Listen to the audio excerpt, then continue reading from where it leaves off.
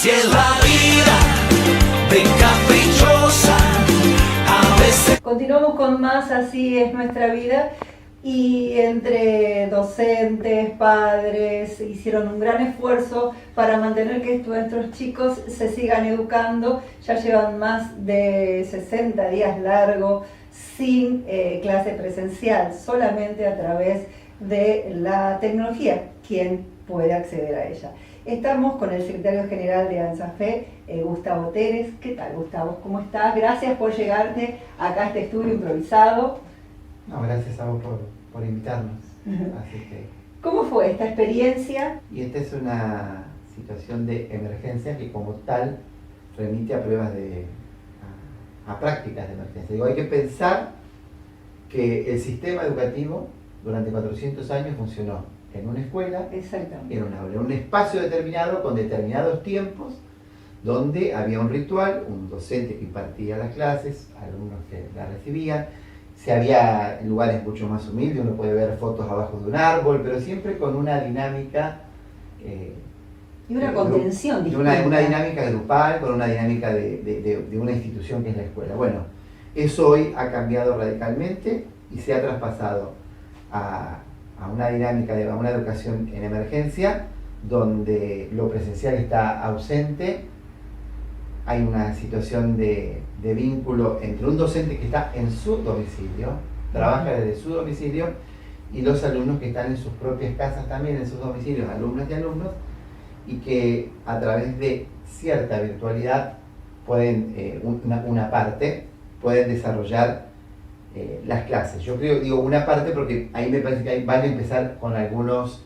Los docentes en su casa, con sus hijos y con sus Por eso, obligaciones digo, hogareñas. me parece que hay muchas cosas para observar. En una situación de emergencia donde el gobierno como tal no actuó en la emergencia, ¿no? Entonces, primero que hay un problema grave, primero que hay una parte importante. Hay un 20%, 25% de chicos que no tienen acceso a ninguna posibilidad de conectividad en esta provincia. Es cierto. Esos chicos tienen que ir a la escuela, esas niñas y niños tienen que ir a la escuela a buscar algún material de soporte, con soporte de papel, ya sea un cuadernillo, ya sea las tareas, trabajos prácticos, etcétera, por lo cual hay esta situación de emergencia que nos ha traído la pandemia, lo que ha hecho es que en la escuela que ya había fragmentación, en la escuela que ya había situaciones de desigualdad, esto profundiza absolutamente todos esos índices.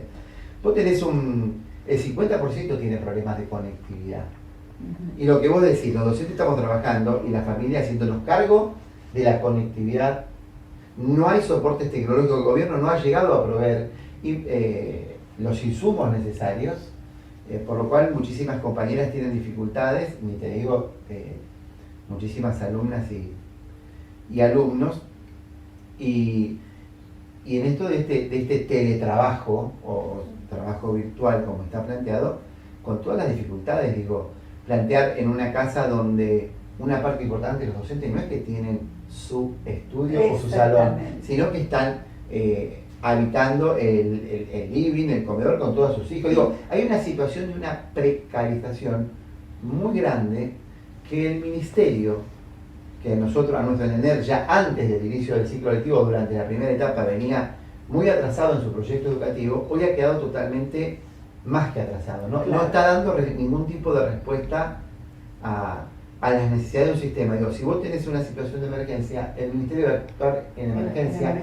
rápidamente. No ha habido intervenciones rápidas, hoy tenemos situaciones de malestares físicos y psíquicos por parte de los maestros. Nosotros hicimos una pequeña encuesta, te voy a tirar un primer dato, en educación superior, ¿no? Donde se forman las profesoras y profesores de primaria, de otros profesorados de inicial, etcétera, etcétera. El promedio de asistencia a las clases virtuales hoy da un 50%. O sea, hay 50 chicos, 50% de alumnas o alumnos que se conectan. ¿Y el resto no? El resto no. O sea, vos tenés cada clase un promedio de 50. Eso significa que en muchos casos hay alumnas y alumnos que no se han conectado nunca o se han conectado una vez al mes. Digo, hay diversas después situaciones. Y tenemos lo cual genera una situación de mucho... Va a haber mucho abandono. Hay dificultades para continuar, digo, porque Las maestras y maestros que tenían jornadas intensas, con la virtualidad han tenido que, en muchos casos, por no manejar los soportes tecnológicos, han duplicado los horarios. Tenés compañeras que empiezan a las 8 de la mañana y son las 10 de la noche. Aparte tienen varias escuelas, por eso, no es no, que tengan un solo grado, tienen varios grados. Y no se han levantado del escritorio, de la computadora, Claro. llegan totalmente agotados. Y con los chicos, con las chicas, pasa absolutamente lo mismo. Por lo cual, nosotros creemos que hay que establecer un protocolo de horarios, hay que establecer un protocolo de mayor cantidad de reemplazantes para que acudan a apoyar a la docente y docentes. Los reemplazantes están en una situación precaria porque no están recibiendo lo que debieran y no están trabajando tampoco. Esa es la segunda situación de emergencia. Yo creo que una cosa, si el gobierno se negó a abrir paritarias, puso en cuarentena las paritarias, y la paritaria es el ámbito para discutir salario, para discutir reemplazantes, para discutir la educación en emergencia, las condiciones de trabajo, ¿no? Para discutir todo el tema de la problemática social de los comedores, para discutir el tema de los reemplazos. Digo, hay una cantidad de normativas nuevas que ¿Los comedores siguieron funcionando en las escuelas? Siguieron funcionando, se fueron y después fueron espaciándose, y hoy, salvo algunas excepciones, se trabaja con el gobierno asiste con los bolsones de comida, Claro. que es para, a nuestro entender, son insuficientes. Estamos en una situación y una crisis social aguda. Ahí nosotros valoramos mucho la presencia de los directores en los establecimientos educativos, porque ellos han garantizado la presencialidad, las escuelas no se han cerrado. Se planteaba la asistencia con el bolsón donde se acerca a la familia, pero aparte, familias que se acercan a buscar la tarea, familias que se acercan a los chicos. Tienen que estar. Me parece que sí, y aparte de eso, tener que articular y dirigir a todo un equipo docente. Es un momento de otro tipo de aprendizaje, de aprendizajes lentos, digamos, donde no es lo curricular lo central, sino que es, en todo caso, lo cuantitativo acá no tiene que definir, sino que es establecer o tratar de recuperar cierto vínculo, mantener el contacto y poder proponer alguna propuesta pedagógica que tienda a ser amigable, a que pueda confrontar con estas situaciones de angustia, con estas situaciones de soledad, con estas situaciones donde el aprendizaje colectivo no se está desarrollando. Digo, por eso ahí tienen que aparecer propuestas